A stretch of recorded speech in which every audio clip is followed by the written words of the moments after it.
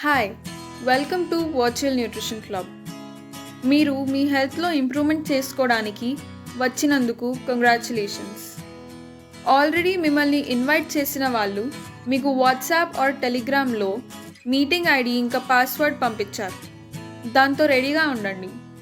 ఇక్కడ మీకు step by step Zoom meeting యాప్లో ఎలా యూస్ చేయాలో చూపించబోతున్నాను. ఫస్ట్ మీ ఫోన్లో ప్లే స్టోర్ ఓపెన్ చేయండి. సర్చ్ బటన్లో ZOOM జూమ్ అనే యాప్ని సర్చ్ చేస్తే జూమ్ అనే యాప్ వస్తుంది. దీన్ని ఇన్స్టాల్ చేసుకోండి. ఇన్స్టాల్ అయ్యాక ఓపెన్ చేసుకోండి. ఇక్కడ కింద జాయిన్ అ మీటింగ్ అనే ఆప్షన్ కనిపిస్తుంది కదా, దాని మీద ప్రెస్ చేశాక ఇలా మీకు మీటింగ్ ఐడి కోసం అడుగుతుంది. నేను ఫర్ ఎగ్జాంపుల్ ఒక మీటింగ్ ఐడి ఇస్తాను.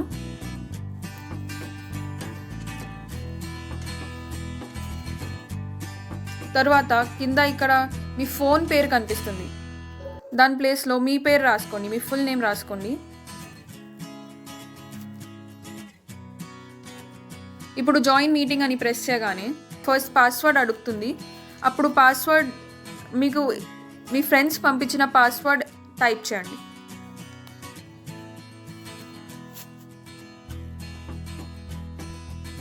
ఇప్పుడు మీరు కనెక్ట్ అయిపోతారు.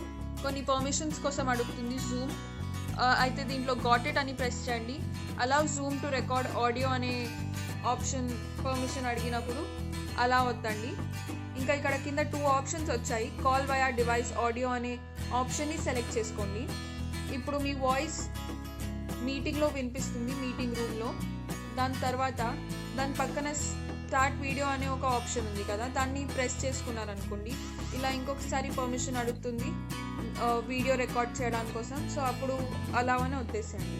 ఇప్పుడు మీరు ఈ గ్రూప్లో మీటింగ్లో కనిపిస్తారు. మోర్ దెన్ 100 పీపుల్ ఉండడం వల్ల మీ చుట్టుపక్కల వాయిసెస్ అన్నీ వేరే వాళ్ళకి డిస్టర్బ్ చేయకుండా ఉండడానికి ఎప్పుడు మీరు ఈ మ్యూట్ బటన్ని ప్రెస్ చేసుకొనే ఉంచుకోండి. అంటే ఇలా రెడ్ కలర్లోనే కనిపించాలి.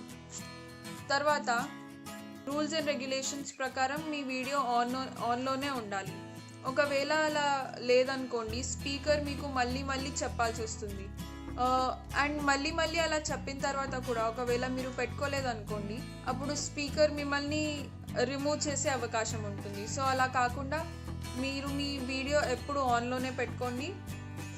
ఒకవేళ స్పీకర్ మిమ్మల్ని మాట్లాడమన్నారనుకోండి, లేదంటే హ్యాండ్ రేస్ చేయమన్నారనుకోండి, మీరు హ్యాండ్ రేస్ చేస్తే మీ మైక్ని అన్మ్యూట్ చేయబడుతుంది. లేదంటే మీరే ఇలా స్క్రీన్ మీద ప్రెస్ చేసి ఇలా ఈ రెడ్ కలర్ కనిపిస్తుంది కదా, ఇలా దాని మీద ప్రెస్ చేశారనుకోండి, అప్పుడు అది వైట్ కలర్ టర్న్ అయిపోతుంది. అంటే మీ వాయిస్ గ్రూప్లో వినిపించవచ్చు, స్పీకర్తో కన్వర్స్ చేయొచ్చు.